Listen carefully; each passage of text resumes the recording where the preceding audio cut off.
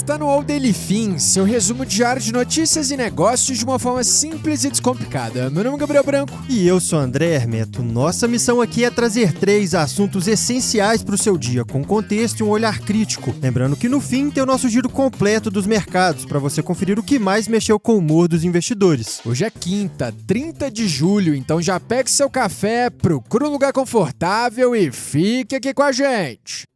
Entre os destaques desse episódio na seção Empresas, a OpenAI perdeu o controle da sua própria IA. Em mundo, sanções americanas contra o Brasil, novas reformas em Cuba e muito mais. Já no Brasil, Moraes cobra Bolsonaro explicações de vídeo gerado por IA. E antes de começar nosso podcast, o patrocinador de hoje é para você que já usa o débito no mercado, no almoço, no transporte e em várias compras do dia a dia, mas queria que esses gastos também rendessem alguma coisa. E com a conta global da nossa parceira Revolut, isso é possível, com suas compras no crédito e no débito acumulando pontos. Além disso, pelo app você ainda organiza pagamentos, transferências e gastos da rotina em um só lugar, com suporte a mais de 30 moedas e cartão internacional. E o melhor de tudo é que você não começa do zero. Ouvintes aqui do Daily Fin que abrirem a conta pelo nosso link e fizerem R$150 em compras no débito já ganham 3 mil pontos, que podem ser trocados por milhas aéreas ou outras experiências. Para abrir sua conta e transformar suas compras de hoje na viagem de amanhã, o link está na descrição desse episódio. Boa, Branco. E agora voltando para nossa programação, bora para a primeira notícia.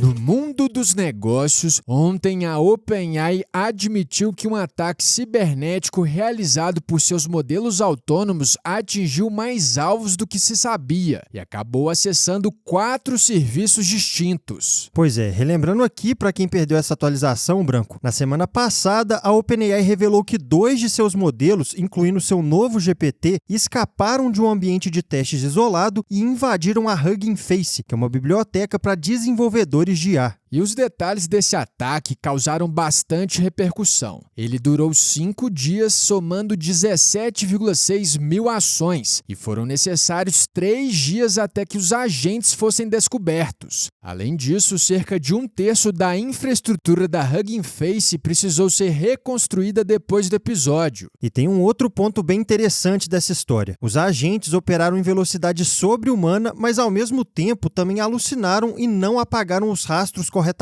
Agora, com outros alvos identificados, a OpenAI prometeu divulgar sua própria investigação para ajudar o público a aprender com o ocorrido. E olhando a perspectiva de Sam Altman, o CEO da OpenAI afirmou que esse foi o primeiro episódio a causar nele uma reação visceral e reconheceu que talvez seja o momento de desacelerar o avanço da IA. Paralelamente, mais de 1.000 profissionais do setor assinaram uma petição pedindo ao governo americano que freie novos lançamentos. E ainda no tópico de vazamentos, mas em outra frente, na última semana, centenas de conversas compartilhadas no Claude da Anthropic apareceram em buscas do Google. Muitos usuários não sabiam que os links públicos poderiam ser indexados, e entre os conteúdos havia currículos, documentos corporativos e dados pessoais de saúde. Pois é, Andrezinho, entre agentes fugitivos e conversas privadas aparecendo no Google, parece que a IA está avançando mais rápido do que nossa capacidade de contê-la. Mas com esse bloco de empresas fechado, a gente segue agora para o noticiário internacional.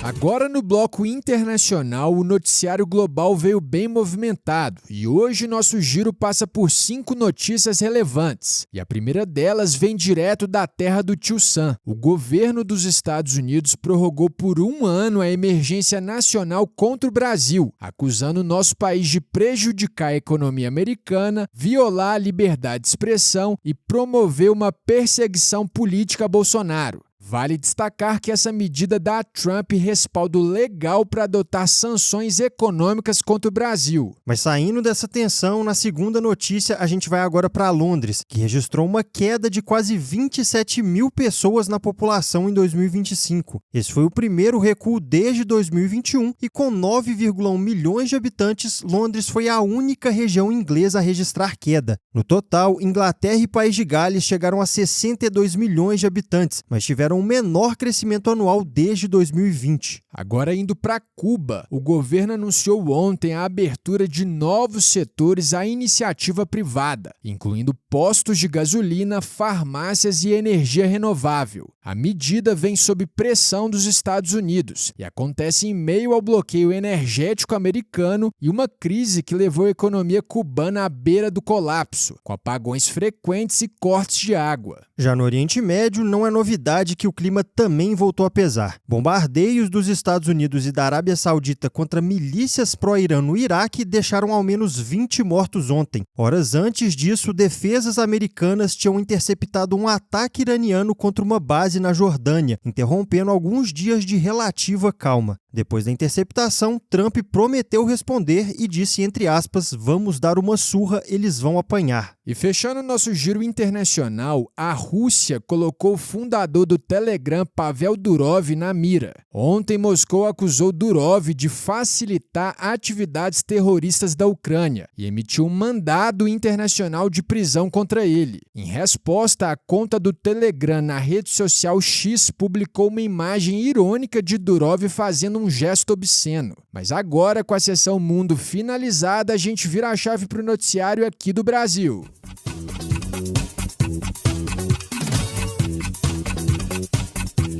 Agora no noticiário do Brasil, na nossa primeira notícia, na terça, Alexandre de Moraes tinha dado 48 horas para a defesa de Jair Bolsonaro explicar se o ex-presidente autorizou o vídeo feito com IA que foi exibido no lançamento da candidatura de Flávio Bolsonaro. E ontem a defesa afirmou que Bolsonaro não conhecia nem autorizou o material e que não teve contato com o filho sobre o assunto. Com isso, Flávio e o partido PL poderão responder pelo uso de deepfake sem consentimento, uma conduta proibida pelo TSE que, segundo Moraes, pode levar à inelegibilidade. Agora, mudando de assunto no cenário nacional, mas ainda no campo político, apesar de liderar as pesquisas em Minas Gerais, Cleitinho não será mais candidato do Republicanos ao governo do estado. Essa decisão veio do próprio partido, que afirmou que a ausência do senador na convenção que iria formalizar sua candidatura produziu consequências inevitáveis. Com isso, o Republicanos agora discute com o PL um apoio à candidatura de Marcelo Aro, do PP.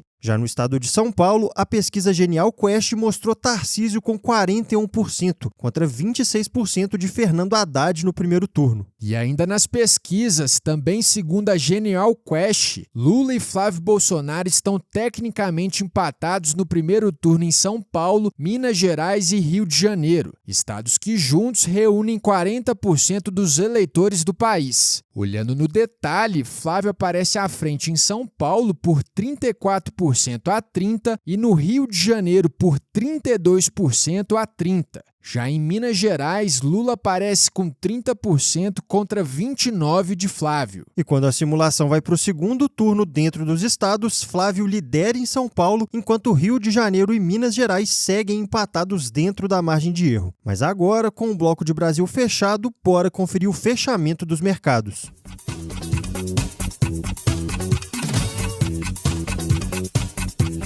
No fechamento dos mercados do Daily Fin, a gente começa pelo exterior. Nessa quarta-feira, em Wall Street, o S&P 500 caiu 1,52%, enquanto o Nasdaq recuou 1,74%. Por lá, o Fed manteve os juros entre 3,5% e 3,75% ao ano, como já esperava o mercado. Ainda assim, a decisão teve discordância de 3 dos 12 membros, que preferiam um aumento de 0,25 ponto percentual. Essa foi a quinta reunião seguida sem mudanças e a segunda sob o comando de Kevin Warsh. Na Europa, Bernard Arnault, dono da LVMH, rebateu reportagens do Le Monde, que apontaram uma possível disputa entre seus 5 filhos pela sucessão do grupo. Na rede social X, o bilionário negou fissuras na família e criticou o jornal francês, que tem seu genro como maior acionista individual. No Brasil, o Ibovespa fechou em queda de 1,52%, aos 173.885 pontos. Entre os destaques negativos, o Santander recuou 7,37%, após reportar lucro líquido de 3 bilhões de reais no segundo trimestre, uma queda de 20% em relação ao trimestre anterior e de de 18% na comparação anual. O dólar, por sua vez, fechou em queda de 0,27% a R$ 5,10. Mas agora que fechamos essa sessão, terminamos mais um episódio. Muito obrigado por ter escutado até aqui. Se você curtiu o nosso conteúdo de hoje, já segue a gente aí e ativa o sininho para não perder os próximos. Boa, turma. Todo dia tem episódio novo, trazendo sempre bastante informação relevante e de qualidade. Aproveita também para deixar seu voto na enquete aqui embaixo. Com apenas um clique você avalia o podcast de hoje. A gente se vê amanhã no próximo episódio. Falou, pessoal!